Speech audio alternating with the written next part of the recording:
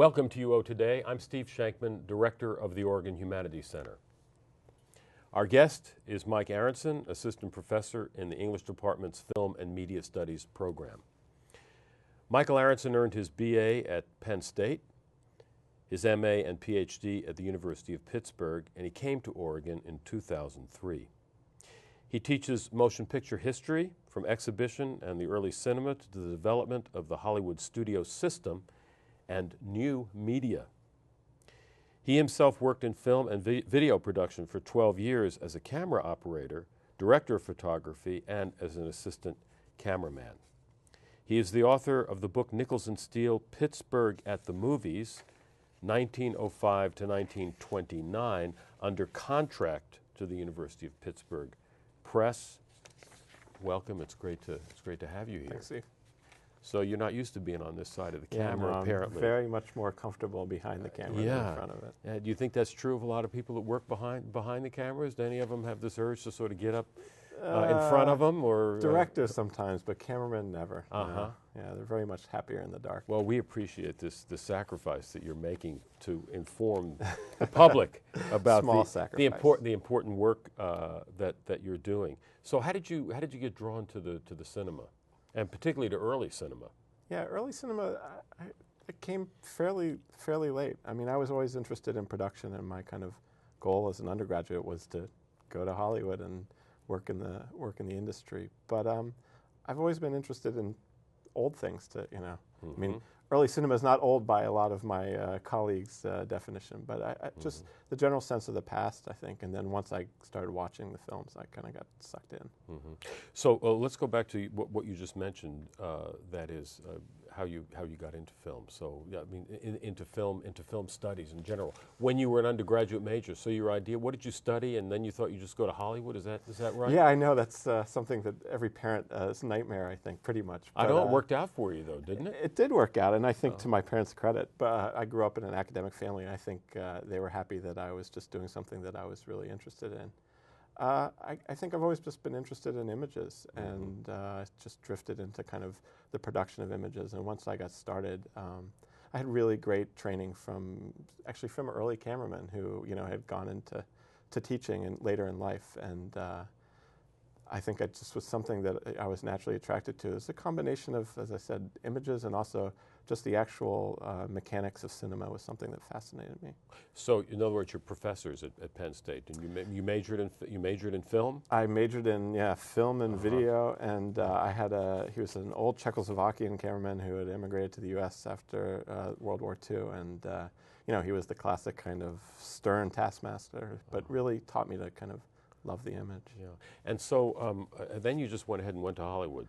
So what percentage of people that decide to do that, with an undergraduate degree, actually wind up being gainfully employed? You were in the industry for about 12 to 14 years. Yeah, I always joke actually that I should have just got my trucker's license instead of an undergraduate degree, because I knew no one initially, and it is very much an industry that you need some sort of foot in the door. But I ended up actually something that I recommend any student who's interested in doing, which was I worked for free for a summer before I graduated. I went out and basically took a job with a production company making television commercials, and I worked for them for 3 months for free. And it's easy to be poor and starving when you're a student. And then after graduation, went back out and hit up the same people that I had worked for free, and it worked out. So you got employment when you got pretty much when you got to Hollywood. I mean, when you graduated. The camera industry, it's virtually all freelance, and so it's a much different kind of work environment than the university. Right. But I was fairly lucky, and some of it was luck. Somebody got food poisoning one day, and you get to step up. I became an assistant cameraman when I was a second, and the first jumped off a dock in the Bahamas and slipped and broke his ribs, and we were in the middle of nowhere. So I immediately became the first assistant cameraman. Yeah, and could you have stayed in that world for a long? I mean, what turned you towards academia? Well, I grew up in I grew up in a college town. I grew up where Penn State is, and I think I appreciated academic life and kind of the intellectual curiosity that my parents always had. And I always say I loved the work of being a cameraman, but I didn't like the business. Mm-hmm. And it wasn't anything that I wanted to stay in forever. I see. So. You were able to make a living at it. You could I have was. gone on making a living, but it was. But it was, you know, I think it was it's something that you really, really have to have a true passion for. And I did, but I didn't like the business side of it, and I wasn't very good at the meet and greet. And I loved the actual work. But I think I always knew I would go back to school, and it actually took longer than I expected because it was fun, and I did get to see a lot of the world. And I see. it was, you know, it was pleasurable in my young 20s. Right. And so then you went to got your PhD, and then the rest is the rest is history. So when you were trained in your film studies program, and then you had to sort of go out on the job market, where are most film departments in relation to English departments? And how did you feel about being part of an English department? Did it make you nervous? My PhD is actually from the University of Pittsburgh's English department. Oh, I see. Okay. There it's called Cultural and Critical Studies. But to be honest, I ended up there kind of accidentally. I mean, it was at least initially. I stayed for my PhD, but at the master's level, it was kind of just a happy accident. And I think that there's both overlap and there's significant differences. And film studies is one of those fields that, as a discipline in the academy, has grown up in a lot of different places. And the English department historically is one of them. I think, particularly in the 1960s, English departments were one place where cultural theory really took hold, and film studies was part of that. But on the job market for a film scholar, you're everywhere from art history to communications programs to English.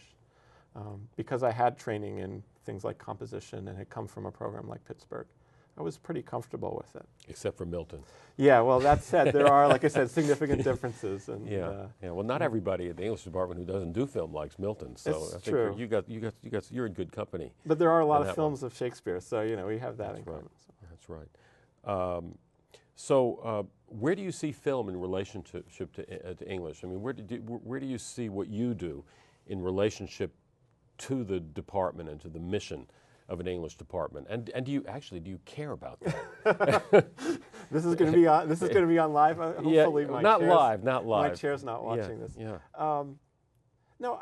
Again, I think that there are a lot of similarities, and I think at the heart, whether we're teaching the novel or film or exhibition or new media, we want our students to be able to think critically about their culture and to be able to write in ways that investigate that object. And again, whether it's a book or a film or an iPod, I think that we have similar ways of thinking about the world in kind of a critical fashion.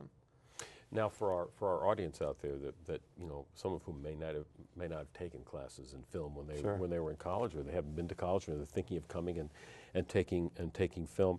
Tell us tell us about your classes and where the history of film or film fits into the curriculum of an English department. Yeah, the course that I teach regularly, the History of Motion Pictures, which is a two-term sequence. The first part goes from the 19th century, which is when cinema begins, to about World War II. And then the second one, which I'm teaching currently, goes from 45, from the post-war, to contemporary. And it's a 200-student, large lecture format that I really enjoy for a number of reasons. But one is to give students, a sense of cinema that goes beyond what they get at the Valley River Center Movieplex. And I think my overall mission is kind of to make the familiar strange, the things that they think they know about, say, Hollywood cinema, and make them really understand its rich history. And then the things that they don't know, make the strange familiar. So it's a class that's taught comparatively, so that they get cinema, for instance, in this term from Bollywood, from New German cinema. And Bollywood is India. This is Indian cinema, yeah. And Bollywood's no longer a proper term since it's now Mumbai. But yeah, and actually my colleague Sangeeta Gopal, who has a lot of work and interest in Indian cinema, actually will be teaching the second part next year. Oh, really? Yeah, and I'm very interested. Second part of the history course. Of the history of cinema. Yeah. She has training, like me. She has training in an English department that had a large film component, and so. Well, I bet you're happy to have the help. Well, I'm in some ways I'm reluctant to give it up because I enjoy, as much as I don't like being in front of a camera. I enjoy the big lecture, but it's something I think it's a good experience for Sangeeta, and I think it'll be interesting for me to see how she teaches it, because her perspective is much more global than mine. Mine tends to be, at least to begin with, where I start is largely Americanist. So tell me some of the things that you find your students are surprised by when they actually begin to study film as an academic enterprise instead of just going to the movies. Yeah, I mean, I think they're almost always surprised by silent cinema, which, first of all, is rarely silent. And particularly today, I mean, with the rise of the DVD, there's been a real transformation of silent film availability for students, so that there's really amazing sets, particularly of the comedians. They find they love Buster Keaton. They find him funny. I show Harold Lloyd, the freshman, about college, and they're amazed at that they can relate to that college experience that's 90 plus years ago. I didn't know about that. So it's a guy who's going to college? Yes, it's a freshman. It's a silent film about a... Yeah. It must be a male if it's a silent film. Yeah. Well, there's women there too, but it's definitely... I think they're amazed, first of all, that they can find a silent comedy funny, and that also that they can relate to it in ways that they relate to an Adam Sandler picture. Now, what year was that? This silent freshman, roughly. It's I want to say 24. I see. Well, were there that many people that were going to college in those days, to where that would actually be a subject that would have a wide appeal? Well, that's an interesting question, and in fact, there is a whole genre of college pictures from that era that are really popular and pretty prevalent, because the idea of going to college as something not mainstream, but the discourse of it, the idea of it as being possible, is first coming into kind of the forefront of American culture. So it's no longer seen as simply the elite, although the numbers are still very small. Yeah. And so, in fact, the character that Harold Lloyd plays has, at the beginning of the film, you see him, he's saved up for college. And you actually see he's not from a blue blood family. No. He's from clearly what we would define as middle class, but they show him with his savings book that this is something he's imagined for quite a long time and has saved. And that discourse runs through American culture in the 1920s in a way that's visible in these films. Interesting. I haven't seen that film. In fact, I've never even heard about it. I'll lend Is it well known outside of? Well, Harold Lloyd's always considered the third of the three comedians, Chaplin and Keaton, and then Harold Lloyd. And only recently, a lot of his films were unavailable, except as scratched up 16mm prints. But within the last couple of years, his estate has recognized the commercial value, which allows us to kind of explore their artistic and cultural value. So there's a big DVD box set, and so I think as a result, you'll see more students engaging this material and becoming graduate students and professors. And I think we'll see a lot more work on people like Harold Lloyd. So tell me about your project. Let's start with your project about the history of early newsreels, and what does that have to do with the book? Is that any relation to the book you just published? Yeah. Well, the book's not out; it's in manuscript form. Yes. But it doesn't. My book is largely about the 1900s and the 19-teens and Pittsburgh and the culture of movie-going and exhibitions. So the theater and its role, the movie theater and its role in a community.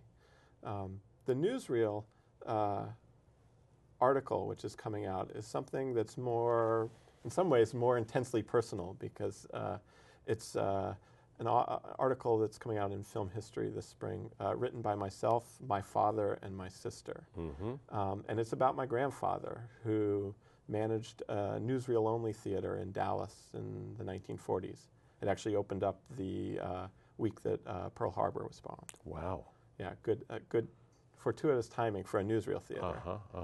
And it began, actually, I mean, this is very much a story about fathers and sons in some ways. My father always knew that his father had done this, but it wasn't something he spent his career doing. By the time I met him, he was a hospital administrator, and kind of a very staid figure. And your father is a biochemist. Not a film and a scholar. Professor. Yeah. Yeah, he's a biochemistry professor. So you had this in your background.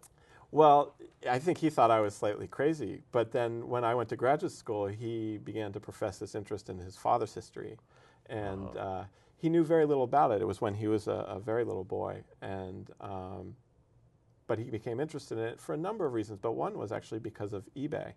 eBay was just taking off, and the ability to search for things, for instance, that had your last name in them And he knew about this theater. It was called the Telenews. So he began to search on eBay for Telenews items and began to create a kind of personal archive and tried to get me interested for years and years. And I told him, it's not film history, it's our family history. But eventually, between him and my sister, who turned actually into a media archivist, she's a librarian and specializes in archiving still and moving images, they began to create a really interesting archive of this theater company, a chain of newsreel-only movie theaters that were popular during the war. And so, in the sense, I got interested because of my family, but also because it was, again, another exhibition site that needed to be recovered and understood. And so eventually we gathered enough information to really explore what this theater was. And it was unusual for a number of reasons, the least of which actually was my grandfather. You want to say something about it? Well, I'm interested in the ways in which a mass medium like the movies is localized, the ways in which that is taken into the community and shaped by the community. And in terms of these theaters, it was very explicitly decided that they would be local environments. So in each lobby of the radio station, the local radio station built a radio booth and gave live performances and live shows that were done inside the lobby. They had art galleries that were designed to exhibit local art, and local artists would actually create the shows and change them on a regular basis. And as I said, this was during the war, and so I think the fascination with news was, in an era in which things were not 24/7. The newsreels were one way of people, a really important way of people connecting. And it wasn't in an abstract sense. It was a way to connect to their husbands and their sons that were away at war. And in fact, people would see images of their sons and husbands on this footage. And the Telenews, this theater company, created a system where if you saw somebody you knew, they would cut the frame of that person out and print that photograph for that person as a kind of memento. So we're very interested in the ways in which these things became part of the local community. Now, how long did your grandfather work in this? Initially my dad figured years and years, and because he knew very little about just that he had worked there. But through searching online databases and newspaper reports and trade magazines, it turned out he'd only worked there for the first 6 months that the theater was open, and then was replaced. So it kind of, by the end of this kind of journey, we'd found a huge amount about the theater and even about his role in it, but it turned out to be a very small part of his own history. But was he part of the whole idea of doing it, or did he just happen to be working there at the beginning? That somewhat is of a mystery to us, but I think he grew up in Dallas, and I think the chain, which had theaters in most of the major cities, it seems like, again, to kind of localize it, they would hire a local manager to start, and then that person may stay on. But once they left, they oftentimes brought somebody in from their kind of corporate environment, and that's what happened here. I see. So even then, corporate life was sort of creeping in on into this more intimate world. Yeah, and in fact, what this company, the Telenews, was really interesting. It was started by New York investors, a bunch of young guys in their early 30s, and it seems pretty clear that they were interested in television, which, as you know, didn't actually show up until the late 40s, early 50s in the U.S. And this was when? 1939 initially. They were pressing, and there was lots of talk about TV taking over, but I see. For a number of reasons it didn't. And I think they were looking at a live TV experience in a theater. Yeah. And when that didn't work out, newsreels came into play. So this phenomenon that you're investigating is really very interesting and obviously very foreign to our world of movie theaters today, where you have 15 theaters that are very impersonal in malls and this sort of thing. So what you're looking at is how a particular movie theater entered into the lives of a community and helped to really build a community and part of the community. That's an interesting story, I think, that most people don't even know exists. Yeah, and it's easy to become nostalgic about it, but one of the things that's kind of interesting about the Telenews, for instance, is the ways in which they clearly understood it as an important aspect of their business culture. So this localization was not accidental or ephemeral, but it was actually part of their kind of process. They understood that the theater needed to be part of the community. And some of that comes from the history. Movies have traditionally been seen as something that are potentially dangerous, in part because they're seen as a kind of mass product, and we still clearly see that today as the movie industry is evil because of their ability to, in many ways, enter into a community and remove community values and replace them with kind of mass industrial values. And so this issue is both, I mean, I think very real for the local community, but it also needs to be understood structurally. So tell me about your book, or the book that is coming. The book down that the is that is on its way to being. Well, like I said, I went to published. graduate school in Pittsburgh, and it was, as I said, accidental that I ended up in an English department. And as it turned out, a cameraman in an English department that was highly invested in high theory. I was actually, initially pretty scared to be there, and kind of looking around for a project that I could take in and make my own. I got interested in exhibition history there for a number of reasons, but one was that there was a trade journal that was published weekly in Pittsburgh in the 19-teens called the Pittsburgh Moving Picture Bulletin. And that just struck me that there would be, again, I came to it with the attitude that movies are something that come out of Hollywood or New York. The idea that there'd be enough news on a weekly basis for local theater owners to create their own weekly trade magazine struck me as something that needed to be thought about. And Pittsburgh's an interesting place to study because it does stand in a broader kind of sense as a kind of metonym for industrialization, for immigration, for the rise of American capital. And so the movies, which are seen very much tied to that history, right? The movies are the working class entertainment. It seemed like a good place to see if that actually panned out, and the ways in which it was true and the ways in which the answers were more complex. So in the book, do you deal with mainstream Hollywood pictures as they enter the life of a smaller community, or do you deal with the local films? I deal with both. I mean, some of the work is about the ways in which theaters utilize what came to them regularly from Hollywood and New York and Chicago, and also the ways in which they created their own films, as you're gesturing towards this idea of local production, which was a small but continuous aspect of exhibition in this period. So typically, what was the relationship between the mainline kind of films and the private ones? Well, I mean, I think it was a very fluid relationship, and you would see things like a Chaplin short being played with a local film of little kids dressing up as Chaplin, and kind of having a Chaplin imitator contest. In the local community? In the local community. So you see images of 100 kids dressed up as Chaplin. Right. And so that's a kind of ways in which you can see the mass being made local and and of course with, children being made acceptable to the community. Right. Sometimes the local would take forefront, a Boy Scout parade or something would be the major entertainment in the theater for that day. And sometimes the Hollywood would be. Yeah, well, again, this is something I think that will strike most of our listeners as surprising. I mean, to realize that there was this interplay. Today, I guess we have to have digital cameras and do this sort of stuff on our own, but in those days, somehow this was part of a package. Yeah, and I mean, I think part of it is the ways in which history remembers and forgets certain things. These were local, so by design, they were for a very small community. Film has always been a very ephemeral medium, and so the vast majority of it's lost. And it's not something that appears in the national discourse, whether trade magazines or the popular. So we remember Chaplin, but it's rare we remember a 6-year-old Chaplin imitator. Now you're really on the cutting edge of technology, and in fact you've now got a course on what do you call it, on the latest of media. I assume you're talking. What's the word? What's the title? I know we just passed it in the English department. No, you're going to digital culture. Yeah, digital culture. So tell us about the kind of things that you're. I mean, that only our students know. That the rest of the faculty don't know. You and the young crowd. You're sort of in on this together. So tell me about all the stuff that I know absolutely nothing about. Yeah, I mean you're teaching the students. This term, new media, right? New media. That's what it's called.